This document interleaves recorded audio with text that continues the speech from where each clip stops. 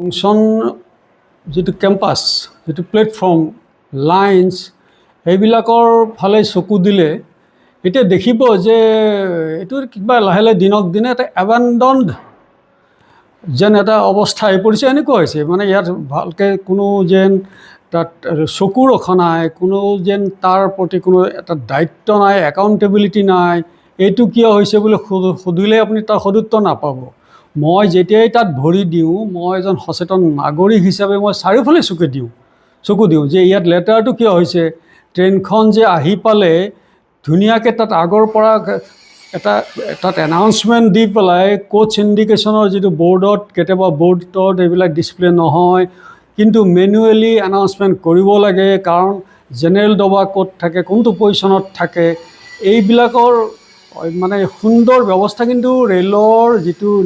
Rail বিভাগৰ নীতি নিয়মত এইবিলাক ডিফাইন কৰা আছে কিন্তু মন কৰিছোঁ যে এই লেভেল অফ যিটো ছাৰ্ভিচ ষ্টেণ্ডাৰ্ড যিটো এই ইনষ্টিড অফ গ'য়িং আপ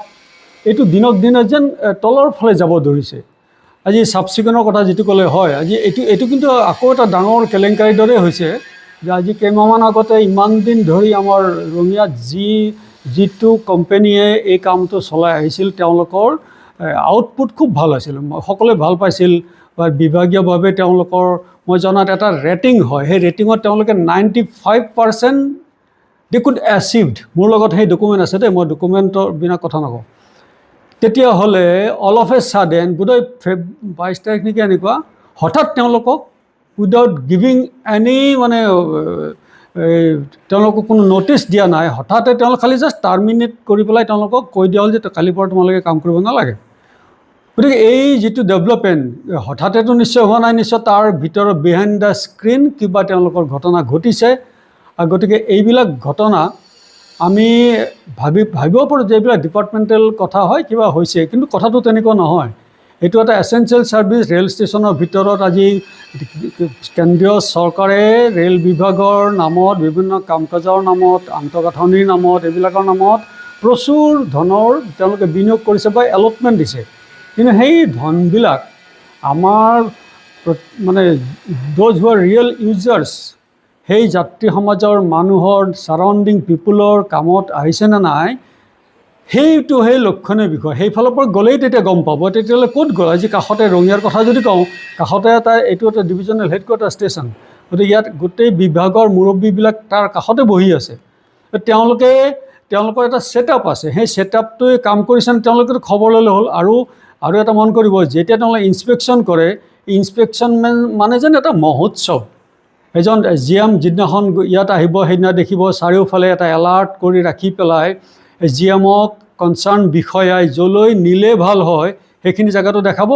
আৰু বাকী যিটো অন্ধকাৰ দিশ সেইটো কিন্তু তেওঁৰ চকুত আৰু পৰিব নিদিয়ে কিন্তু কথাটো হ'ল কি জিএমজন নিজেওতো তেওঁলোকৰ এই কথাবিলাক তেওঁৰতো অনুভৱ আছে তেওঁৰতো অভিজ্ঞতা আছে তেওঁ নিজৰ ফালৰ পৰা চাব পাৰিব লাগিছিল সেই তেওঁ জিএমগৰাকীয়ে বা ঠিক তেনেকৈ ডিআৰএমবিলাকে যেতিয়া ৰোড ছাইড ষ্টেচনবিলাকত ইনস্পেকশ্যনত যায় তেওঁলোকৰ দায়িত্ব হ'ব লাগিছিল যে ইয়াৰ স্থানীয় যি মানুহ স্থানীয় দল সংগঠন তেওঁলোকৰো ভিউটো ল'ব লাগিছিল আজি এই সাধাৰণ মানুহবিলাকেতো ৰেলৰ পেট্ৰনাইজাৰ সঁচা অৰ্থত কি হৈছে আপোনালোকে ভাল ছাৰ্ভিচ পাইছে নাই আপোনালোকে অভাৱ অভিযোগ আছেনে নাই সেই কথাবিলাকৰ প্ৰতি যদি লক্ষ্য ৰাখিলেহেঁতেন সেই ধৰণৰ যদি এটা ছিষ্টেম থাকিলেহেঁতেন আজি আছে নামত আছে কোনো কামত নাই ষ্টেচনবিলাকলৈ আপুনি চাই যদি station level consultative committee SLCC বুলি এটা কমিটি থাকে সেই কমিটিবিলাকক যিটো ছিলেকশ্যন প্ৰক্ৰিয়া সেইটো অত্যন্ত এটা গঢ়িত পৰ্যায়লৈ লৈ গ'ল শেহতীয়াভাৱে তত্ৰাচ যিখন কমিটি আছে কমিটিক তেওঁলোকে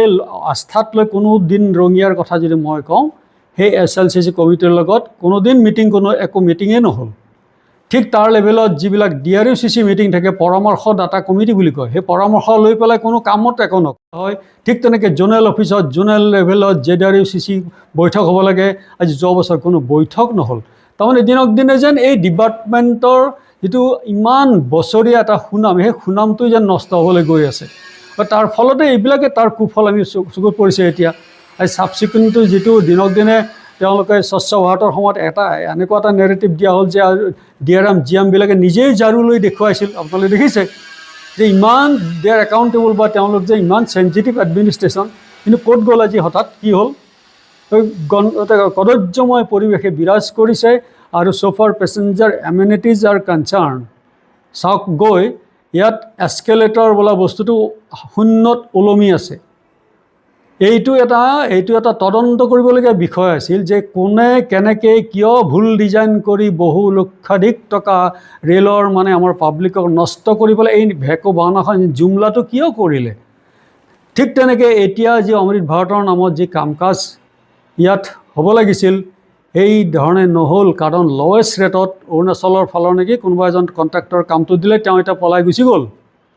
তাৰমানে কি হ'ল, তাৰমানে ডিপাৰ্টমেণ্টৰ লগত যিটো কনচাৰ্ণ ইঞ্জিনিয়াৰিং ডিপাৰ্টমেণ্ট, ইঞ্জিনিয়াৰৰ যি মুৰব্বী ছিনিয়ৰ DNC বা তেওঁলোকৰ অন্যান্য যিসকল, তেওঁলোকৰ লগত নিশ্চয় কিবা এটা ইয়াত এটা বেয়া এটা বুজা পৰাৰ ফালে গৈছিল কথাটো, বা তেওঁলোকেও অহৰহ ইয়াত মানে ইনস্পেকশ্যন কৰিব পাৰিব লাগিছিল ডে টু ডে কি হৈছে কি নহৈছে। এনেকুৱা কামত তেওঁলোকে সেই ধনটো বিনিয়োগ কৰিব যায়, সেই যি ধনে আপোনাৰ মোৰ কোনো উপকাৰ নকৰে, কেৱল নিৰ্মাণৰ নামত নিৰ্মাণ ফেচেড বুলি কয়, সন্মুখ ভাগক কেনেকৈ আমি এটা এষ্টেটিক লুক দিব পাৰোঁ তাৰ কাৰণে তেওঁলোকে সজাব, ভাঙিব, কাইলৈ আকৌ বনাব, কাইলৈ আকৌ পৰে ভাঙিব। কিন্তু ইনষ্টেড অফ ডেট যিটো আটাইতকৈ দৰকাৰ আছিল, আজি ডাবল লাইন হোৱাৰ পিছত আপোনাৰ ষ্টেচনৰ এডিশ্যনেল নাম্বাৰৰ প্লেটফৰ্ম বাঢ়িব লাগিছিল, সেইফালে কিন্তু কোনো প্লেটফৰ্মৰ নিৰ্মাণ কাৰ্য আজিলৈ নহ'ল। এইবিলাক কথা আমাৰ সংস্থাৰ ফালৰ পৰা আমি আমাৰ ডিডেন MP আমাৰ কলিতা ছাৰৰ হতুৱাই চিঠি দিয়াইছিলোঁ। শইকীয়া ছাৰে কোনো পদক্ষেপ নল'লে, কিন্তু কলিতা ছাৰে তেওঁ চিঠি এখন দিছিলে, কিন্তু সেই চিঠিৰ কোনো ৰিপ্লাই নহ'ল। এটা মানে গোলমলীয়া এটা মানে পকা ধৰণৰ এটা ঘূৰাই পকাই এটা ৰিপ্লাই নামত দি থ'লে, কিন্তু সেই ডিপাৰ্টমেণ্টে এই আন্তঃগাঁথনিটো উন্নত কৰাৰ যিটো প্ৰয়োজনীয়তা আছিল মানে ডাবল লাইন হোৱাৰ পিছত, যাতে ৰঙিয়া জংচনত আৰু বেছি গাড়ী সোমাব পাৰে, ওলাব পাৰে, আৰু বেছি মানুহ আহি ইয়াত ৰেল সেৱাটো ল'ব পাৰে, তাৰ কাৰণে যিটো প্ৰয়োজনৰ যিটো মই ক'লোঁ এডিশ্যনেল লাইন প্লেটফৰ্ম, সেইফালে আজিলৈ কোনো এটা কাম এই ষ্টেচনে আপোনাৰ এইটো নকৰিলে, এই কৰ্তৃপক্ষই নকৰিলে। গতিকে এইটো অত্যন্ত দুখজনক নহয়নে যে আজি মিডিয়া খুলিলে গম পাব আপুনি যে আপোনাৰ বন্দে ভাৰত লৈ পেলাই প্ৰিমিয়াম ট্ৰেইন যিবিলাক দিছে, ভাল কথা, সেইবিলাক লাগিব, সেই ট্ৰেইনটো লাগিবই, কোনো আপত্তি কৰা নাই। সেই ট্ৰেইনবিলাক দি পেলাই এটা চমক সৃষ্টি কৰিলেতো নহ'ব। সঁচা অৰ্থত আজি এই দিনটো আপুনি ৰঙিয়া ষ্টেচন বা আমাৰ গোটেই ছেকশ্যনত দুপৰীয়া ভাগত not a single passenger R dear. গতিকে না আপোনাৰ স্থানীয় মানুহে ৰেলমুখী হ'ব পাৰিছে, কেইটামান মাত্ৰ আছে কাৰণে তাত যায়, সেইকেইখনৰ নিৰ্দিষ্ট কৰি যায়, ছাফিচিয়েণ্ট ট্ৰেইনছ নাই। আজি ৰঙিয়া গুৱাহাটীৰ মাজত 1 ঘণ্টাৰ মূৰে ট্ৰেইন চলিব পৰা অৱস্থা পৰিব লাগিছিল, সেইটো পৰা নাই। ষ্টেচনৰ ভিতৰৰ কথা মই ক'লৈ সামগ্ৰিকভাৱে এইটো ক'ম যে ৰেল বিভাগৰ পৰা আমি যিটো আশা কৰিছিলোঁ, যিটো হ'ব লাগিছিল, চৰকাৰে দিনে নিশাই যিটো কথা কয় যে বহুত ফ্লাৰিছ কৰিছে